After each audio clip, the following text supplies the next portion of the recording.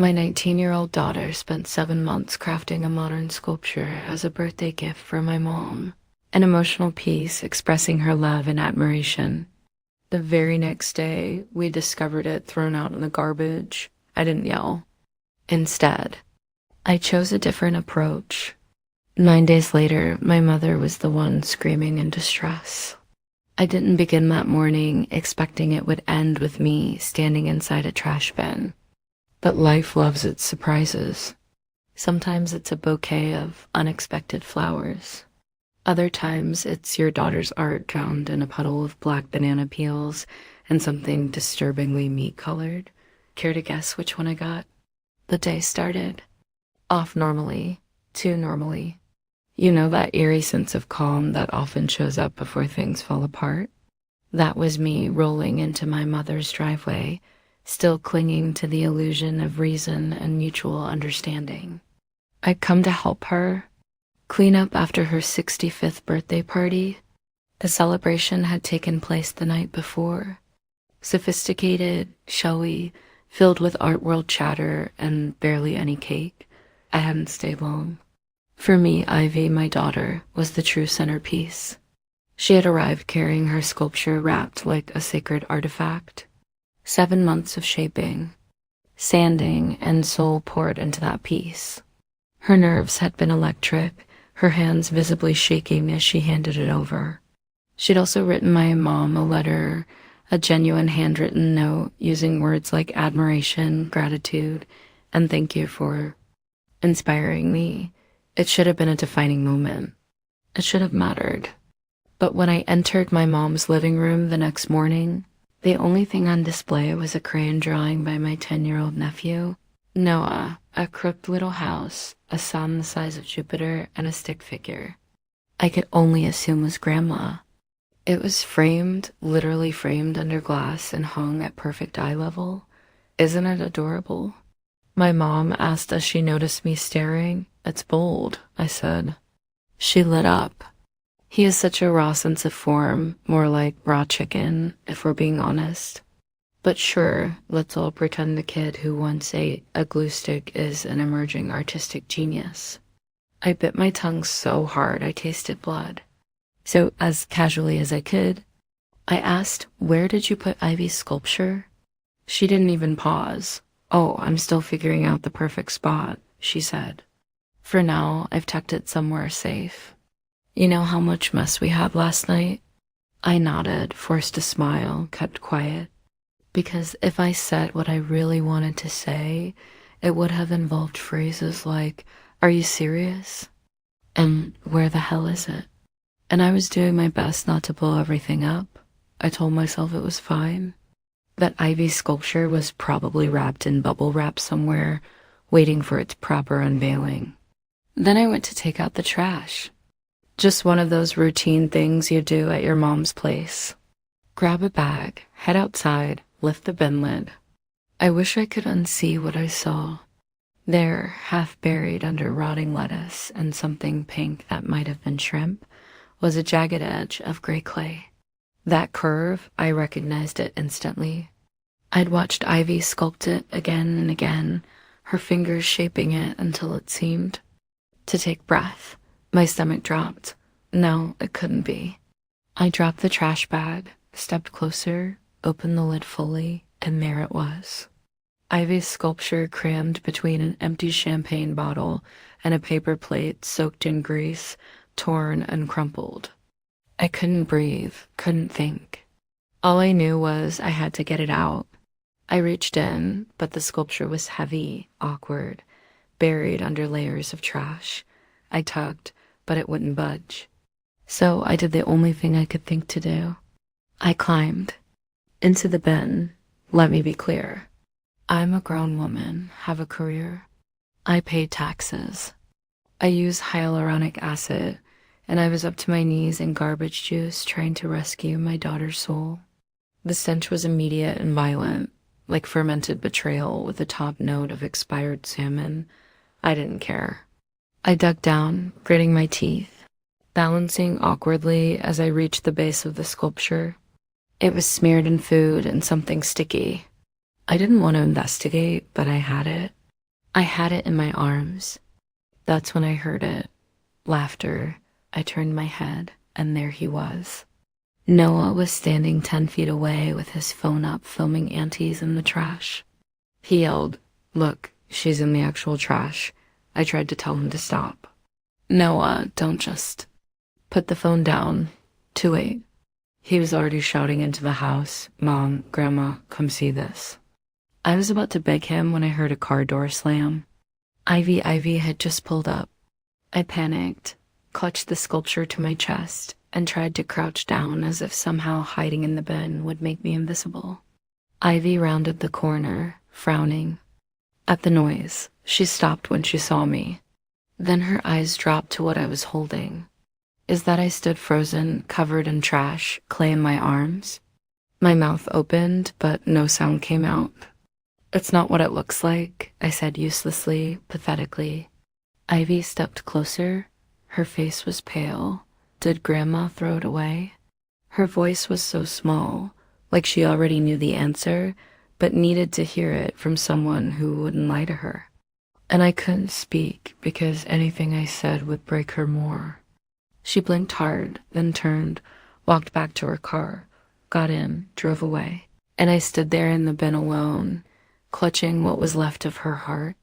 I didn't go looking for old wounds that night. I just wanted to scrub the garbage stench off. My skin, wash the clay from my hands, and maybe pretend none of it happened until morning. But Ivy was already home when I got there. She was curled up by the door, face blank. She didn't ask me if I'd saved the sculpture. She didn't ask me anything. She just walked past me straight to her studio and shut the door. I stood there holding what was left of her heart in my arms. 7 months of sculpting, sanding, and shaping. And for the first time in a long time, I didn't know what to do. So I did what I always do when I feel helpless. I cleaned. I scrubbed off every smear of food, every trace of wet cardboard. I dried it carefully. I placed it back on her workbench. And then I sat down in the hallway outside her door and stared at nothing for a very long time. And while I sat there, I thought about how we got here, how we always get here. I'm the older sister, 5 years older to be exact. And for most of my childhood, I felt like an accidental pause in my parents' story. Something that happened in between modeling gigs and financial promotions. Our dad worked in finance, senior level stuff. We had money. Not extravagant money, but enough that our fridge never buzzed. Our house always looked magazine ready, and my mother could find herself without ever worrying about the electricity. Bill, he was barely home. Long hours, lots of travel, the kind of man who bought you an expensive doll from an airport gift shop and called it bonding. But he never minded being the breadwinner. That was his thing. Provider, traditional values, and all that. My mom, Judith, on the other hand, she was always on some new personal reinvention tour. First, she was a model, not the runway type, more the catalog and local commercial variety. She was beautiful, still is, even at 65, the kind of beauty that makes people stop mid-sentence. And for a while, that was enough for her until it wasn't when she got too full-figured for the industry. Her words, not mine. She pivoted, became an art critic, started a blog, reviewed galleries, joined something called the Art Appreciators Club, a name that has aged like lukewarm milk. Our house turned into a revolving door of art, friends, people with scarves in July, and opinions on negative space. Dad didn't get it, but he nodded, smiled, kept the lights on. I often wondered if my mom loved him or if she just appreciated the financial freedom he gave her to become whoever she needed to be that decade. And then came my sister Daniela, 5 years younger, the golden child, the miracle baby, the one with dimples and volume and glitter in her footsteps. I told myself it was because she was the baby that things would even out, that being responsible and helpful and quiet would pay off. Eventually, spoiler, it didn't. Dianela could throw a tantrum. in the middle of the Guggenheim, and Mom would call it an early sign of expressive energy. I once got grounded for wiping my hands on a towel instead of letting them air dry, because you don't know what fabric does to the oils and paint, but I took it. I was the older one. I endured. It's what I do. When my dad retired, things changed. Not in the way you might hope. The money slowed down, but the lifestyle didn't. Mom had no plans to adjust. Instead, I found myself gradually picking up the slack. It started small, helping with the holiday costs, covering a bill here or there. Then it became bigger medical stuff. Flights, their annual New Mexico artist retreat, no one asked outright. They never had to. And I never said no. Then Ivy was born, my daughter, my heart, my center. And from the moment she could hold a pencil, she drew shapes, shadows, people, creatures. She lived in lines and texture. I never pushed her toward art. It was already in her bones. Mom, of course, took notice first. I was grateful she took Ivy to museums, introduced her to her art friends, gave her books on sculpture and modernism. For a while, I really believed that this was going to be different, that Ivy was going to get what I never had. Except it wasn't different. It was worse because Ivy didn't see the favoritism. She didn't feel the ice in her grandmother's compliments. She called it honesty. She's not mean. Ivy would say she just doesn't sugarcoat things. That's what I admire about her. She holds me accountable to a higher standard. She truly believed that earning her grandmother's approval was something worth striving for. That if she put in enough effort, created something truly meaningful, she'd receive it. And for 7 months, she did just that. She sculpted, poured herself into every detail, skipped social plans, stayed up well past midnight, tossed aside early versions that didn't meet her standards, like a seasoned artist. She wanted to make something worthy, something that would make my mom stop, really look, and say more than just not bad. She wrapped it with care, personally drove it over, and even included a handwritten letter. I remember watching her write it, fold it, and tuck it carefully into the wrapping. She never showed me what it said, but I remember the look on her face when she sealed the envelope, like she was placing a piece of her heart inside, like it truly meant something. At the party, she waited patiently for the right moment, then quietly offered up her gift. My mother unwrapped it, gazed at it for a moment, and finally said, "It's good." That was all.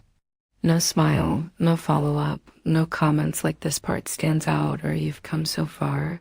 Just a flat, "It's good." Ivy smiled. She nodded, said, "Thank you." But later that night, as we were getting into the car, she turned to me and asked, "Do you think she liked it?"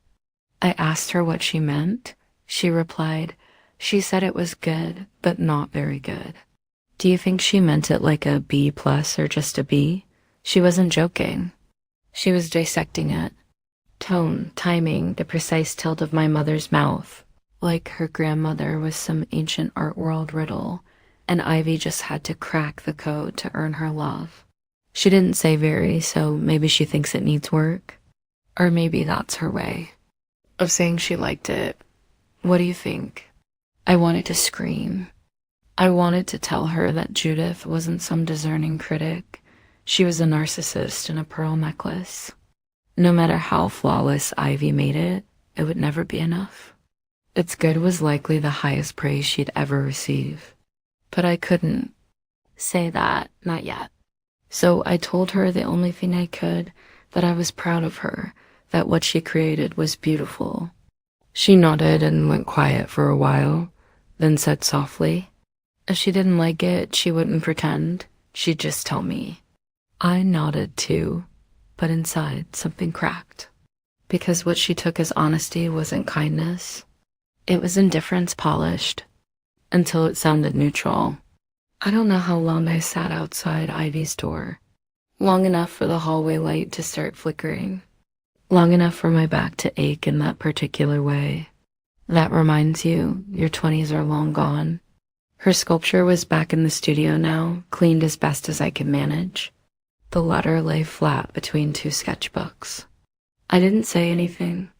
As I placed them there, what could I possibly say? Sorry, Grandma treated your love like trash. Eventually, I got up, made a cup of tea I never drank, and stared out the kitchen window like I was waiting for a storm I could negotiate with. She came out after midnight, didn't speak, didn't even glance in my direction. She walked straight into the studio, stood before the sculpture, and stared at it like it had betrayed her, which in some strange way it had. Then she looked down and saw the letter. She didn't pick it up. She just whispered she threw that away too. I nodded. She didn't break down. Didn't raise her voice. She simply turned and asked in the quietest voice, why would she do that to me? I wanted to say because she never sees you the way you see her, or because some people don't know how to love anything that doesn't reflect them back like a mirror, or just because she's mom. But instead I said, I don't know, because in that moment, anything else would have sounded like an excuse. Ivy nodded once and left the room. Her bedroom door clicked shut, and I swear it echoed like a slammed gate. I stared at the sculpture, the lines Ivy had poured herself into the contours. She'd agonized over 7 months of work, buried under someone else's ego, and now a new thought bloomed cold and slow. If she doesn't do something with this pain, it's going to eat her alive. So I left, went to the 24-hour art supply store. Yes, they exist. Usually haunted by teenagers and men who claim spray paint is a philosophy. I walked in with a basket, an emission, brushes, canvases, acrylics, charcoal sculpting tools, clay, enough supplies to rebuild the sign chapel in a thunderstorm.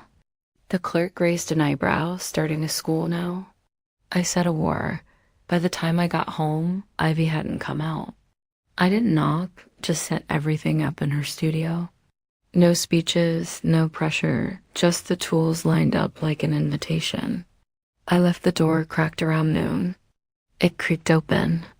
Ivy appeared still in yesterday's clothes, dark circles under her eyes, expression unreadable.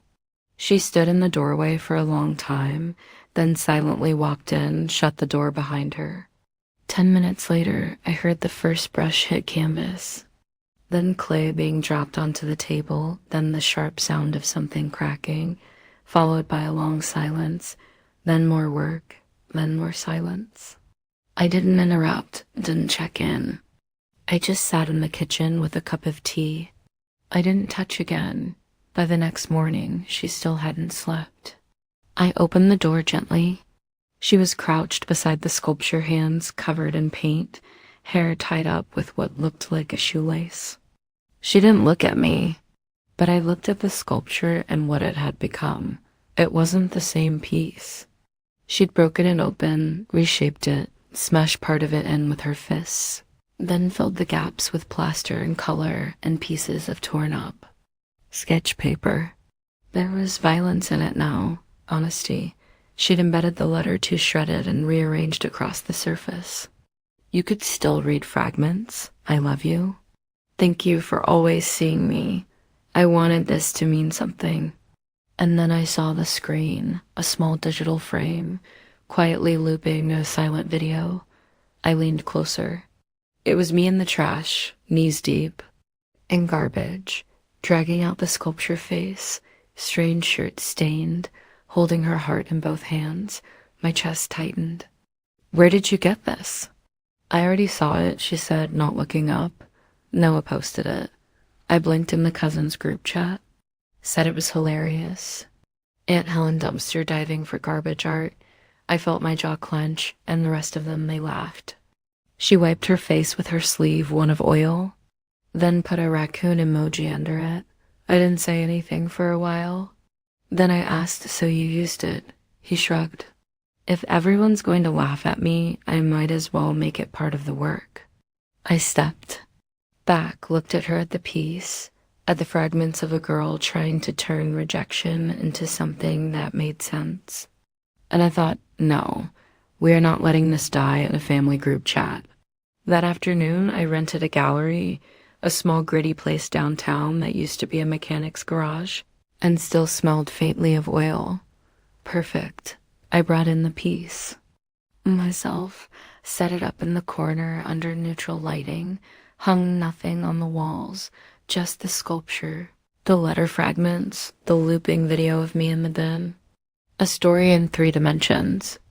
When Ivy walked in and saw it, her mouth dropped open. You can't show that I can. You weren't supposed to. She threw it away, I said calmly. We're not hiding it. Her eyes darted to the sculpture, to the screen. It's personal. Exactly. She was quiet, and then she said, not angrily, just tired. What if people don't get it? They don't have to. I said, they just have to see it. That evening, I made some calls. Critics I hadn't spoken to in years. Friends of friends, a guy who once reviewed a sidewalk chalk exhibit like it was the Louvre. I told them the story, told them about Ivy, told them about Mom. Most didn't respond. One did. He came by the next morning, walked around the sculpture. Twice, didn't say anything. Then looked Ivy dead in the eye and said, this belongs in our next show. She blinked seriously. He nodded. People need to feel something again. This feels like something. When he left, Ivy turned to me, stunned. What did you do? I shrugged. I took out the trash. The show happened 4 days later. It wasn't fancy, just a shared group exhibit in a downtown space with cracked concrete and a coffee machine older than I am. But that room was packed real people, not just art students with tote bags and cryptic tattoos. Actual collectors, critics, and a woman who said visceral so many times I started counting. And they didn't just glance at Ivy's sculpture.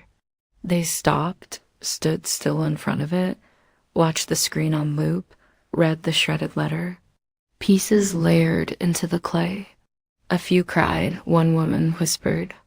I felt that in my stomach and scribbled something into a notebook like she'd just seen God by the end of the night. There were 3 emails asking about commissions. One man handed Ivy a card and said he ran a residency for emerging artists, and one collector, a serious one, made an offer $14 zeros in cash. No strings. Ivy stared at the number like it was in another language, then turned to me and said, what do I do? I said, you wait. She blinked. Why? Because this isn't the end of the story yet. We didn't sell the piece. Not yet. But word spread faster than either of us expected. Photos from the exhibit made it onto blogs. Someone tweeted a clip of the sculpture's video loop with the caption, this hurt more than I thought it would. Then a thread broke it all down. How Ivy's grandmother threw away her sculpture. How her mom climbed into the bin to save it. How the piece now lived in a gallery while the family imploded quietly behind it. We didn't post anything. We didn't have to. The internet did what it always does. It connected the dots, filled in the gaps, and then lit the match. It started with a headline, critic or coward. How grandmother's trash became a 14. Zone masterpiece, then the subheading. She called it good. The art world called it transcendent. No names, no direct quotes. But they didn't need names. Anyone who'd spent more than 5 minutes in our family tree, or followed Mom's blog or her opinion column in that overpriced quarterly gallery magazine knew exactly who they were talking about. My mother, the art world's self-appointed oracle. The woman who once told me my wedding centerpiece looked visually anxious now. Thanks to her inability to show the bare minimum of human warmth, she was a meme. One article called her the grandmother who couldn't recognize greatness if it stood sobbing in her driveway.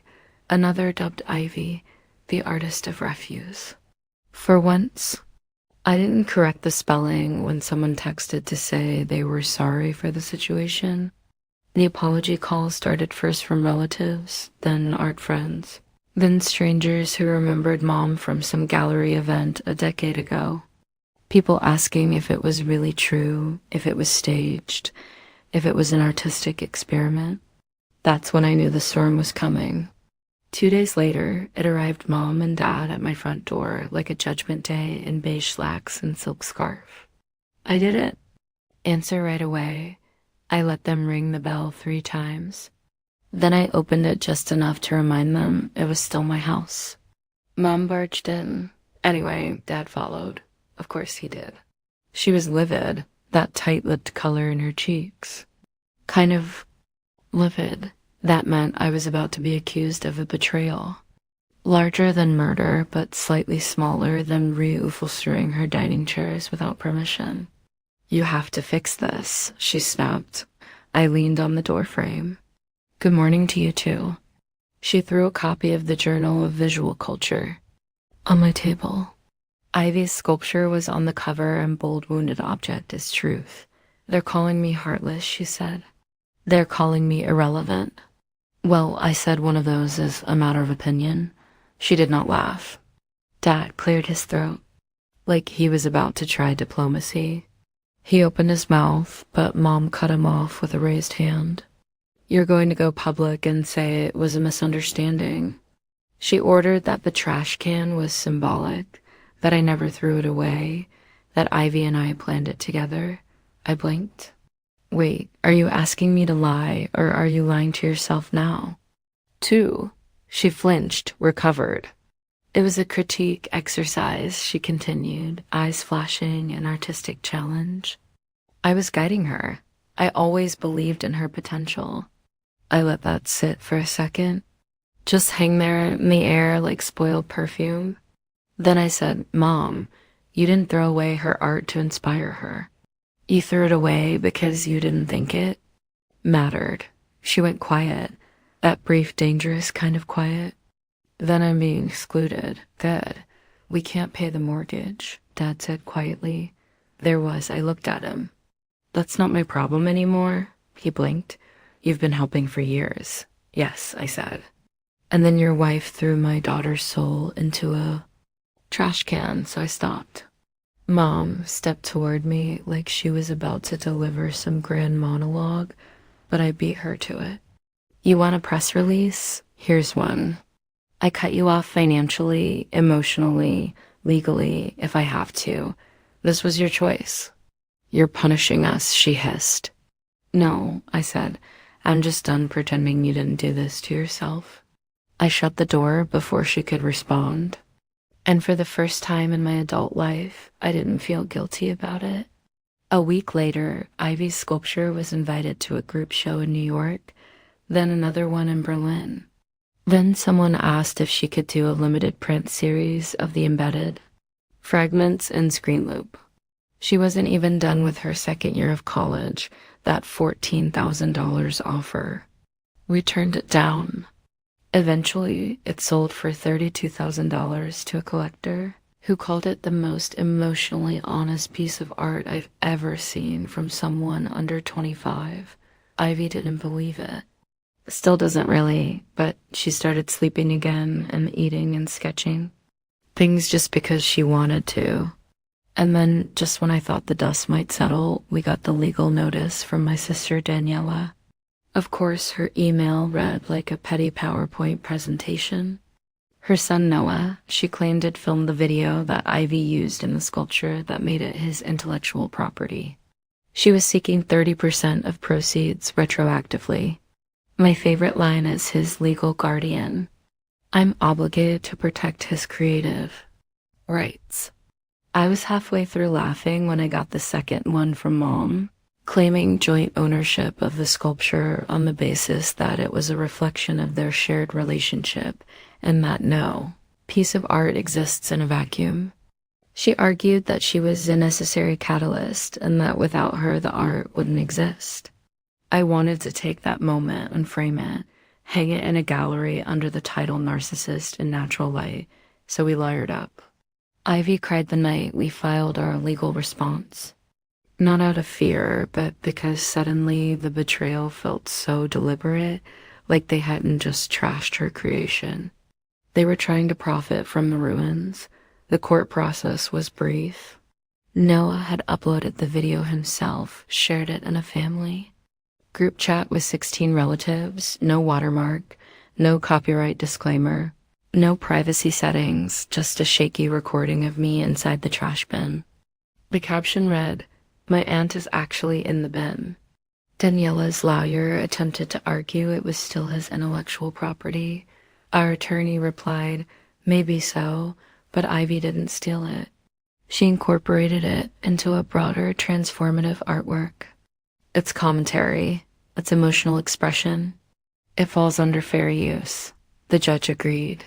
He said something like, "This is art, not piracy," then dismissed the case, tossed it out like it belonged in the same trash can I'd climbed out of. Daniela's entire argument collapsed before it even stood upright. And as for my mother, the judge asked her one simple question. "Did you knowingly dispose of your granddaughter's sculpture and the accompanying letter?" She tried spinning it again, called it performance art, claimed it was part of some unspoken life lesson. But the judge cut her off, declared that Ivy's work was clearly personal, transformative, and autobiographical. Any so-called inspiration was unintentional. It was emotional harm, not creative input. Final ruling, 100% of rights and profits awarded to Ivy. No appeals, no extensions. The story hit the blogs the next day. ArtNet, hyperallergic, even a few TikTok explicable videos, but one headline stood out. From rejection to recognition, the grandmother who tried to copyright disapproval. Daniela stopped answering messages. My mom went quiet. Her blog hasn't seen a single update since. But Ivy, she's back in the studio working on something brand new. No fragments this time, no screens, no recycled footage, just her hands sunk deep into the clay. Last time I peeked in, she looked up and smiled at me. A real smile. Not one of gratitude, not one searching for approval, just present. And for us, that might be the most radical piece of art yet. It's been 3 years. Ivy graduated with honors. She's now a full-time artist with her own studio, her own students, and a packed calendar of commissions. She teaches part-time at the very college that once used to paralyze her with fear.